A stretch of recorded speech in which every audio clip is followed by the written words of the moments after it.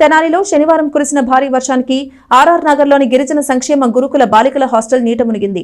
దాదాపు 120 మంది బాలికలు ఉంటున్న హాస్టల్ ఆవరణ మొత్తం వర్షపు నీటితో నిండిపోయి చెరువులా మారిపోయింది.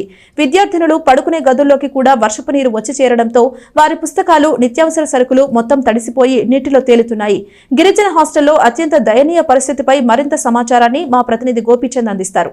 బంగాళాఖాతంలో ఏర్పడిన తీవ్ర వాయుగుండ ప్రభావంతో నిన్నటి నుంచి కూడా తెనాలి పట్టణ వ్యాప్తంగా, తెనాలి డివిజన్ వ్యాప్తంగా కూడా భారీ వర్షాలు కురుస్తూ ఉన్నాయి. ఇటు తెనాలి పట్టణాన్ని కూడా భారీ వర్షం అనేది కూడా ముంచెత్తుతూ ఉంది, నీట మునిగిపోతూ ఉంది. తెనాలి పట్టణంలో ఉన్నటువంటి ప్రధాన ప్రాంతాలు మొత్తంగా కూడా నీళ్లు నిండిపోయి కూడా రోడ్లన్నీ కూడా చెరువులను తలపిస్తున్న పరిస్థితి కనిపిస్తుంది. ముఖ్యంగా చూసుకుంటే కనుక ఇటు కొత్తపేటలో ఉన్నటువంటి ప్రభుత్వ కార్యాలయాలు మొత్తంగా కూడా వర్షం నీటితో కూడా నిండిపోయిన పరిస్థితి కనిపిస్తుంది. మరీ ముఖ్యంగా ఆర్ఆర్ నగర్లో ఉన్నటువంటి గిరిజన సంక్షేమ రెసిడెన్షియల్ బాలికల హాస్టల్లో, రెసిడెన్షియల్ స్కూల్లో కూడా మొత్తంగా కూడా స్కూల్ మొత్తంగా కూడా ప్రాంగణం మొత్తంగా కూడా వర్షం నీటితో నిండిపోయి కూడా ఒక చిన్నపాటి చెరువును అయితే తలపిస్తున్న పరిస్థితి కనిపిస్తోంది. ఇక్కడ దాదాపుగా కూడా వివిధ ప్రాంతాల నుంచి వచ్చిన దాదాపు 120 మంది బాలికలు కూడా 5వ తరగతి నుంచి కూడా 10వ తరగతి వరకు కూడా ఈ హాస్టల్లో చదువుతూ ఉంటారు. ఇక్కడే చదువుకుంటూ కూడా ఇదే హాస్టల్లో కూడా ఉంటున్న పరిస్థితి కనిపిస్తోంది. అయితే 120 మంది పిల్లలు ఇక్కడ చదువుకుంటా ఉన్న నేపథ్యంలో కూడా ఈ హాస్టల్ ప్రాంగణం మొత్తంగా కూడా ఉదయం నిన్నటి నుంచి కానివ్వండి, ఈరోజు శనివారం ఉదయం నుంచి కానివ్వండి కురుస్తున్న భారీ వర్షాలకు మొత్తంగా కూడా నిండిపోయి వర్షపు నీరు మొత్తంగా కూడా ఈ ప్రాంగణాన్ని ముంచెత్తిన పరిస్థితి కనిపిస్తూ ఉంది.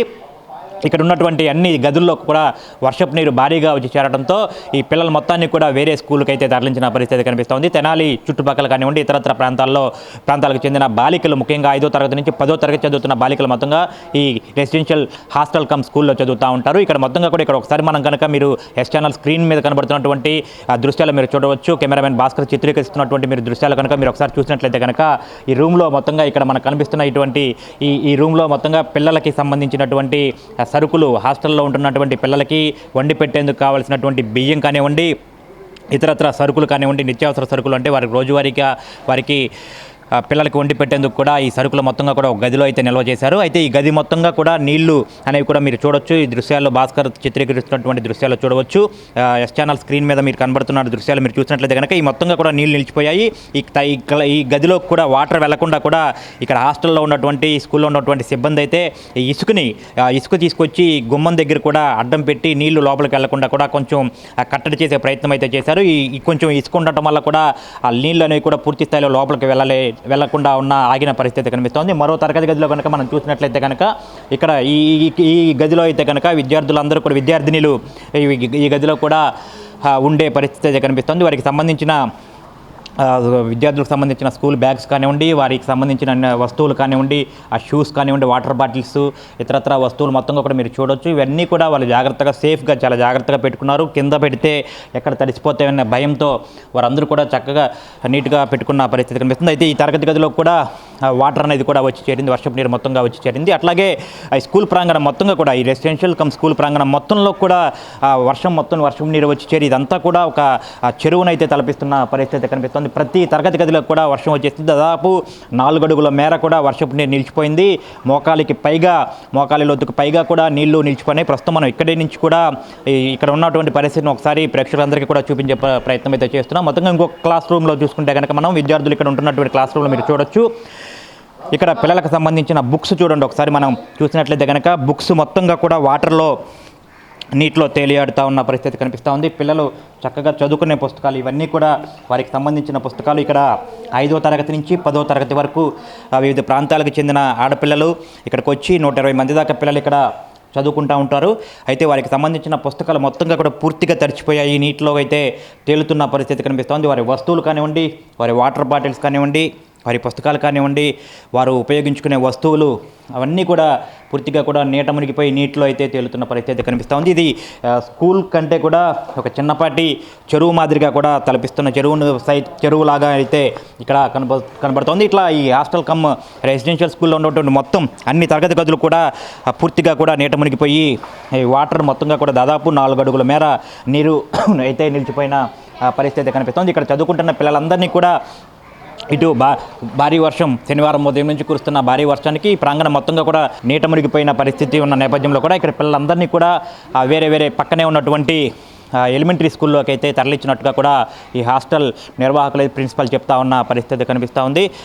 మొత్తంగా ఇక్కడ దాదాపు 120 మంది పిల్లలు ఇక్కడ చదువుకుంటున్నారు.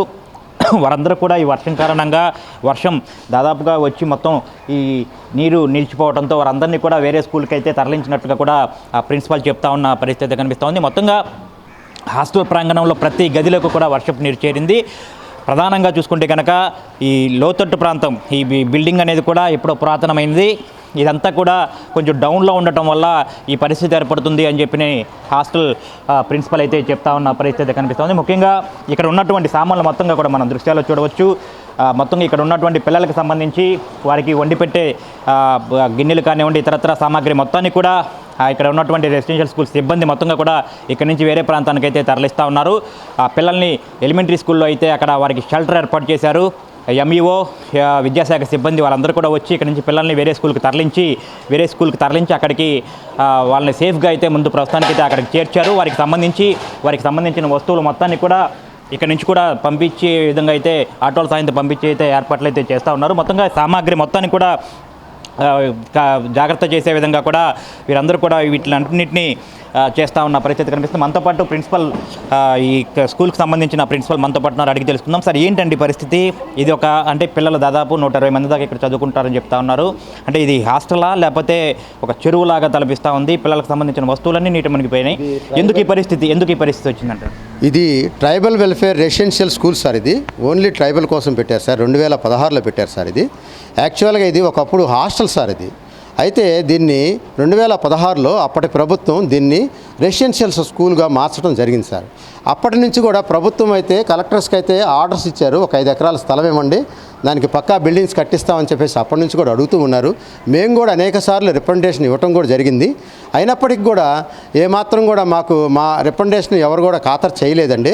ఈ మధ్య కాలంలోనే మరి ఇలా వర్షం వచ్చినప్పుడల్లా కూడా పరిస్థితి, నేను 3 years అవుతుంది సార్ ఈ స్కూల్కి వచ్చేసి, వర్షం వచ్చినప్పుడు కూడా దీన్ని చెరువును తలపిస్తూ ఉంది సార్ వాతావరణం పరిస్థితి అయితే. దాని తర్వాత పిల్లలు అనారోగ్యం పాలవటం, చాలామంది మరి టీసీలు తీసుకొని కూడా వెళ్ళిపోయిన పరిస్థితి ఉంది సార్. ఈ స్కూల్కి 320 మంది శాంక్షన్ సార్, 3rd క్లాస్ నుంచి 10th క్లాస్ వరకు. ఇప్పటికీ 3 బ్యాచీలు 10th క్లాసు పరీక్షలు రాసి దరిదాపు 95%తో పిల్లలు పాస్ అయ్యి వెళ్ళటం జరిగింది సార్. మాకు ఇక్కడ బిల్డింగ్స్ కన్స్ట్రక్షన్ అనేది జరగలేదు సార్. దయతో మా యొక్క ట్రైబల్ పిల్లల యొక్క క్షేమాన్ని దృష్టిలో పెట్టుకొని మాకు స్థలం ఇప్పిస్తే మాకు పిల్లల యొక్క అన్ని రకాల ఆల్రౌండ్ పెర్ఫార్మెన్స్ కూడా చూపించడానికి అవకాశం కలుగుతుంది సార్. దయతో మా మనవిని మాత్రం ఆలకించమని ప్రార్థిస్తున్నాం సార్. రైట్. ఖచ్చితంగా చూసుకుంటే కనుక ఈ గిరిజన సంక్షేమ రెసిడెన్షియల్ స్కూల్లో దాదాపుగా అనేక ప్రాంతాల నుంచి, దూర ప్రాంతాల నుంచి, పల్నాడు జిల్లా, ఇతరత్ర జిల్లాల నుంచి కూడా పిల్లలు వచ్చి ఇక్కడ చదువుకుంటూ ఉంటారు. దాదాపు 120 మందికి పైగా ఆడపిల్లలు 5వ తరగతి దగ్గర నుంచి దాదాపు 10వ తరగతి వరకు కూడా ఆడపిల్లలు ఇక్కడ చదువుకుంటూ ఉంటారని చెప్పి ప్రిన్సిపల్ చెప్తా ఉన్నారు. వర్షం పడితే మొత్తంగా ఇక్కడ పరిస్థితి ఇప్పుడు మీరు దృశ్యాలు చూస్తున్నట్టుగా కూడా మోకాలికి పైగా లోతులో నీళ్లు నిలిచిపోయి పిల్లలందరూ కూడా బిక్కుబిక్కుమంటూ కూడా కాలం వెళ్లదీయాల్సిన పరిస్థితి ఉంటుందని చెప్పి చెప్తా ఉన్న పరిస్థితి కనిపిస్తుంది. మొత్తంగా ఇక్కడ ఉన్నటువంటి పిల్లలందరినీ కూడా ఈ శనివారం కానివ్వండి, నిన్న రాత్రి నుంచి కానివ్వండి కురుస్తున్న భారీ వర్షానికి ఇక్కడ చదువుకుంటున్న పిల్లలందరినీ కూడా వేరే ప్రాంతానికి, వేరే స్కూల్కి అయితే షిఫ్ట్ చేశారు. ఇక్కడ ఉన్నటువంటి సామాగ్రి మొత్తాన్ని కూడా వేరే ఆటోల ద్వారా కూడా అక్కడికి పిల్లల దగ్గరికి కూడా షిఫ్ట్ చేస్తూ ఉన్నారు. విద్యాశాఖ అధికారులు కూడా ఎంఈఓ జయంత్ బాబు కూడా ఇక్కడికి వచ్చి పరిశీలించారు. ఇక్కడ ఉన్నటువంటి పరిస్థితిని చూశారని చెప్పి కూడా ఇక్కడ ప్రిన్సిపల్ అయితే చెప్తా ఉన్న పరిస్థితి కనిపిస్తుంది. మొత్తంగా చూసుకుంటే కనుక పిల్లల భవిష్యత్తు దృష్టిలో పెట్టుకొని ఈ బిల్డింగ్ అనేది కూడా పురాతన బిల్డింగు, పిచ్చులు కూడా, స్లాబ్లు కూడా ఊడిపోతూ ఉన్నాయి. పిల్లల ప్రమాదకర పరిస్థితుల్లో బిక్కుబిక్కుమంటూ కూడా ఇక్కడ చదువుకుంటున్న నేపథ్యంలో కూడా పూర్తి స్థాయిలో ప్రభుత్వం దీనిపై దృష్టి సారించి గిరిజన సంక్షేమ శాఖ తరపు నుంచి కూడా కానివ్వండి, ఇతరత్ర శాఖల నుంచి కానివ్వండి ప్రత్యేకంగా అయితే ఒక స్థలం కేటాయించి పిల్లలకి పూర్తి స్థాయి పర్మనెంట్ స్ట్రక్చర్తో బిల్డింగ్ అనేది కూడా ఏర్పాటు చేసి ఇక్కడ ఉన్నటువంటి కష్టాలు అనేది తీర్చాలని చెప్పి కూడా ఇక్కడ ప్రిన్సిపల్ చెప్తా ఉన్న పరిస్థితి కనిపిస్తుంది. మొత్తంగా చూసుకుంటే కనుక